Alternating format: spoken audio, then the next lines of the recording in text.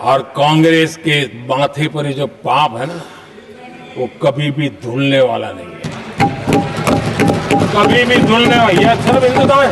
दुनिया में जब जब लोकतंत्र की चर्चा होगी, कांग्रेस के माथे का ये पाप कभी धुलने वाला नहीं है, क्योंकि लोकतंत्र का गला घोंट दिया गया था। कांग्रेस के एक परिवार ने संविधान को चोट पहुंचाने में कोई कोर कसर नहीं छोड़ी है।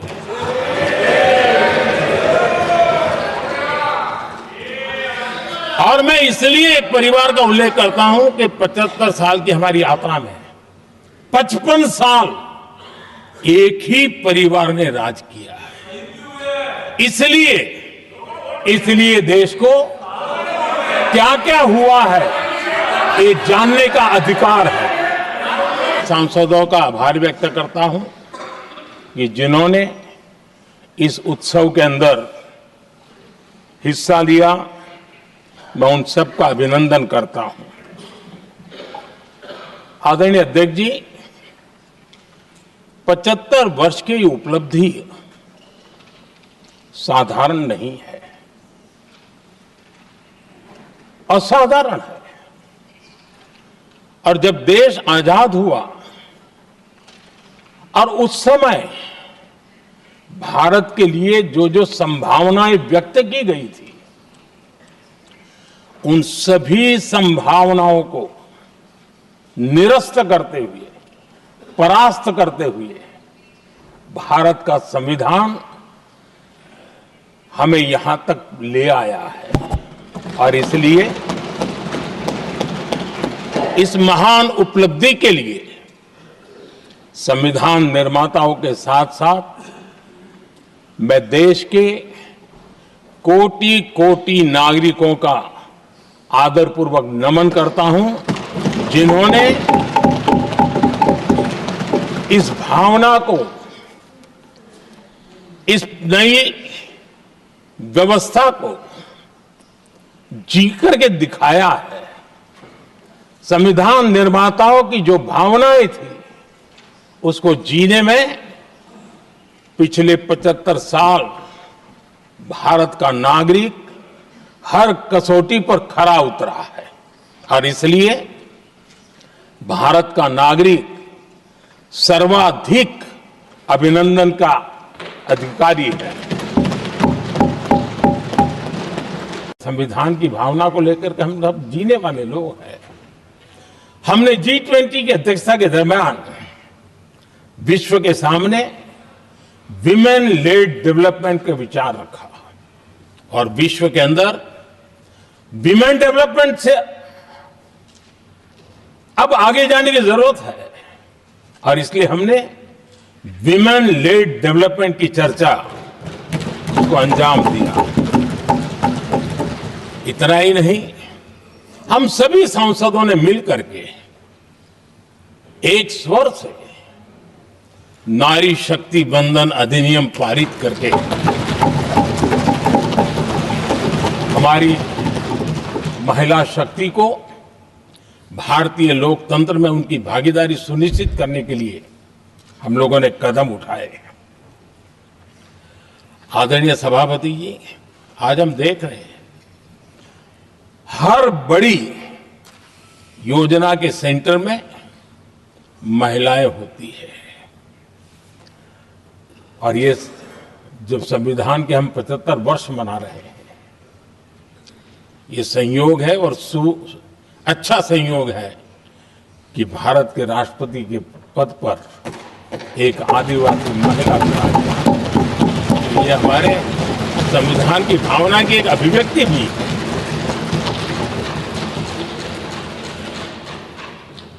आदरणीय सभापति जी, इस सदन में भी लगातार हमारे महिला सांसदों की संख्या बढ़ रही है, उनका योगदान भी बढ़ रहा है। मंत्रिपरिषद में भी उनका योगदान बढ़ रहा है।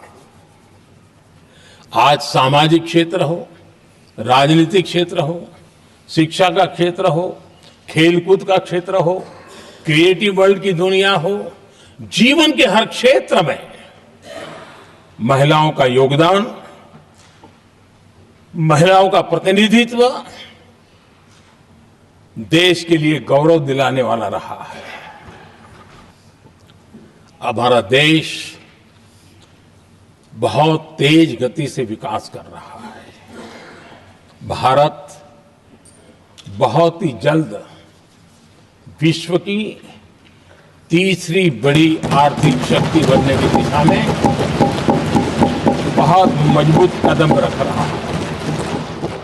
और इतना ही नहीं, ये 140 करोड़ देशवासियों का संकल्प है कि जब हम आजादी की शताब्दी मनाएंगे, हम इस देश को विकसित भारत बना करके रहेंगे। ये हर भारतीय का संकल्प है, ये हर भारतीय का सपना है। विविधता में एकता, ये भारत की विशेषता रही है। हम विविधता को सेलिब्रेट करते हैं और इस देश की प्रगति भी विविधता को सेलिब्रेट करने में है। लेकिन गुलामी की मानसिकता में पले बड़े लोगों ने,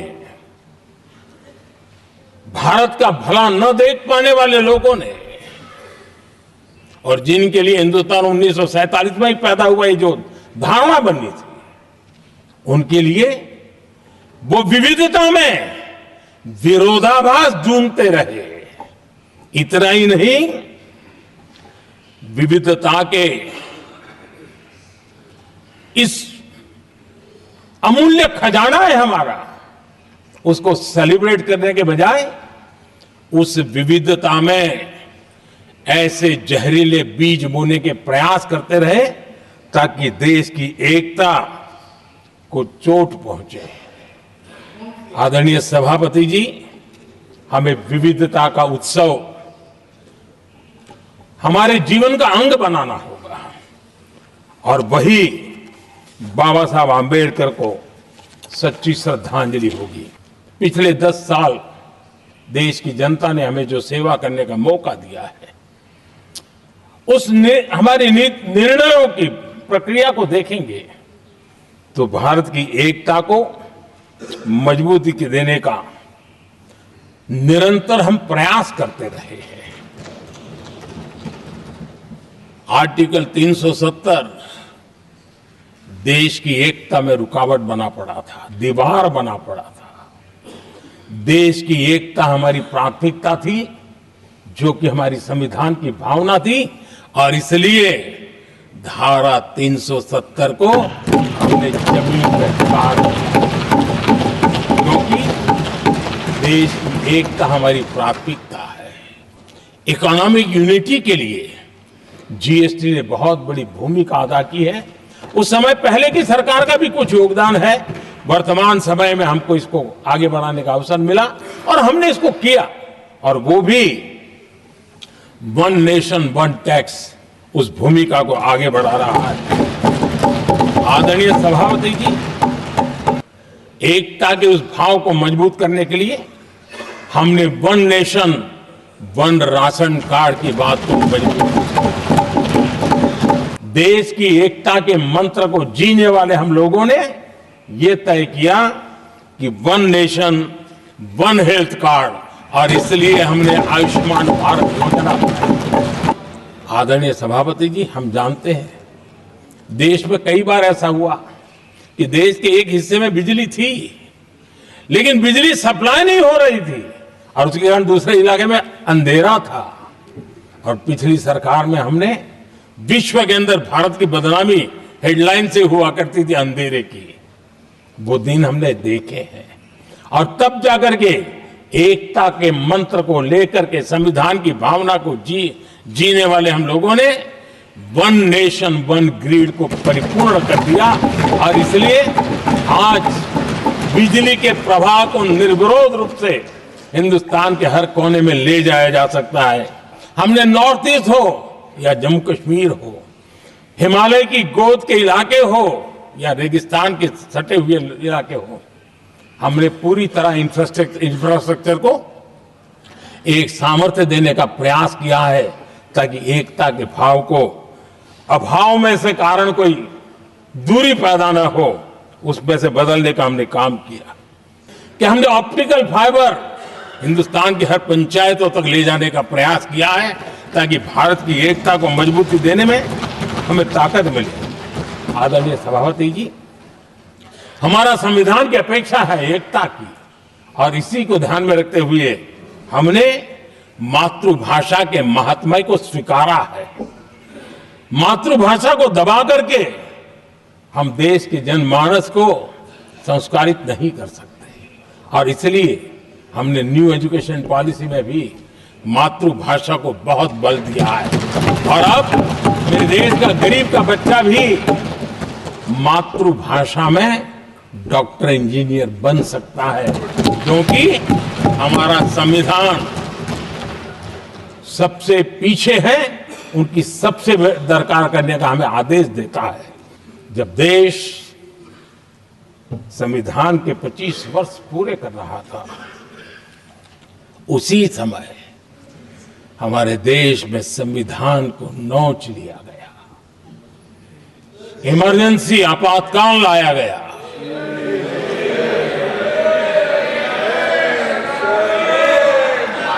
संवैधानिक व्यवस्थाओं को समाप्त कर दिया गया, देश को जेल खाना बना दिया गया, नागरिकों के अधिकारों को लूट लिया गया, प्रेस की स्वतंत्रता को ताले लगा दिए गए, और कांग्रेस के माथे पर ये जो पाप है ना, वो कभी भी धुलने वाला नहीं है, कभी भी धुलने वाला। यह सिर्फ हिंदुस्तान, दुनिया में जब जब लोकतंत्र की चर्चा होगी, कांग्रेस के माथे का ये पाप कभी धुलने वाला नहीं है, क्योंकि लोकतंत्र का गला घोंट दिया गया था। भारत के संविधान निर्माताओं की तपस्या को मिट्टी में मिलाने की कोशिश की गई थी। आदरणीय सभापति जी, जब 50 साल हुए तब क्या भुला दिया गया था? जी नहीं, अटल बिहारी वाजपेयी जी की सरकार थी, और 26 नवंबर को 2000 देश भर में संविधान का 50वां वर्ष मनाया गया था। अटल बिहारी वाजपेयी जी ने प्रधानमंत्री के नाते राष्ट्र को एक विशेष संदेश दिया था।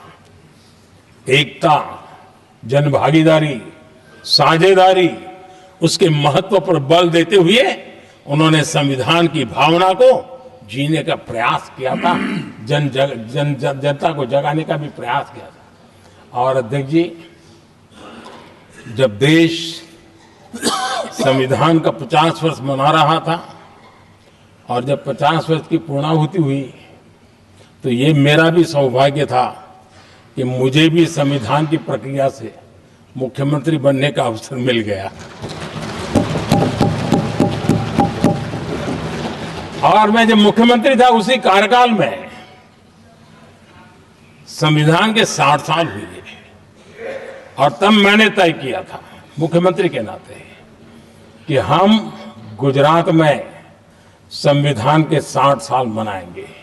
और इतिहास में पहली बार ऐसा हुआ है जब संविधान के ग्रंथ को हाथी पर बनाई हुई अंबाड़ी में रखा गया, उस विशेष व्यवस्था में रखा गया। हाथी पर संविधान की यात्रा निकल, संविधान गौरव यात्रा निकाली गई, और राज्य का मुख्यमंत्री उस संविधान के नीचे हाथी के बगल में पैदल चल रहा था, और देश को संविधान का महात्म्य समझाने का सांकेतिक प्रयास कर रहा था। ये सौभाग्य भी मुझे प्राप्त हुआ था, क्योंकि हमारे लिए संविधान का महत्व क्या है।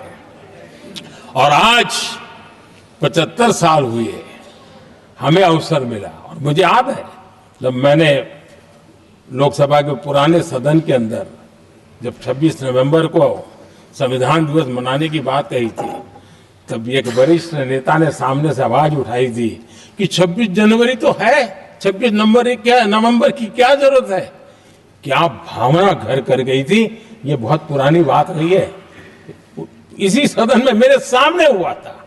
लेकिन आदरणीय सभापति जी, मेरे लिए खुशी की बात है कि इस विशेष सत्र में अच्छा होता संविधान की शक्ति, संविधान की विविधताओं पर चर्चा होती तो नई पीढ़ी को काम आता। लेकिन हर एक की अपनी अपनी मजबूरियां होती है, हर कोई अपना दुख किसी न किसी रूप में प्रकट करता रहता है।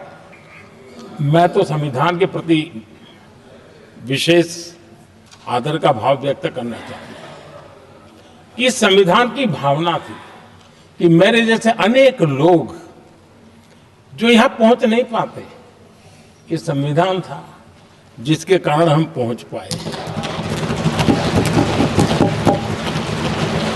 क्योंकि हमारा कोई बैकग्राउंड नहीं था, हम यहां तक कैसे आते हैं?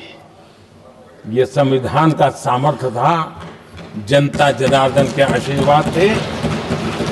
इतना बड़ा दायित्व, और मेरे जैसे बहुत लोग यहां भी हैं जिनका ऐसा कोई बैकग्राउंड नहीं है, यही एक सामान्य परिवार से आए हैं और आज संविधान ने हमें यहां तक पहुंचाया है। और ये भी कितना बड़ा सौभाग्य है कि हमें देश ने इतना स्नेह दिया, एक बार नहीं, दो बार नहीं, 3 बार। कांग्रेस के एक परिवार ने संविधान को चोट पहुंचाने में कोई कोर कसर नहीं छोड़ी है।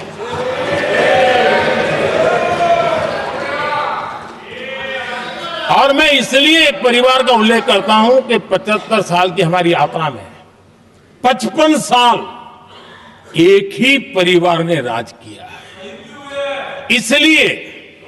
इसलिए देश को क्या क्या हुआ है ये जानने का अधिकार है।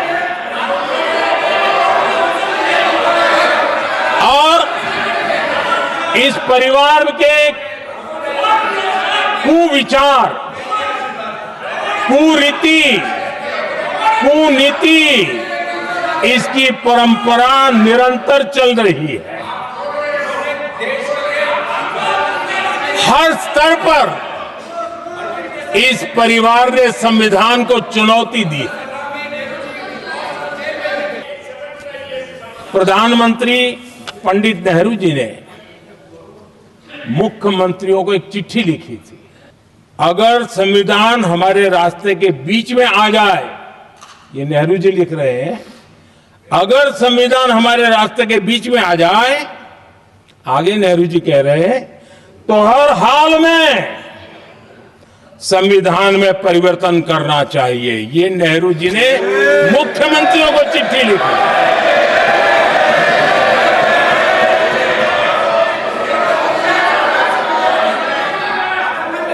संविधान के साथ खिलवाड़ करना,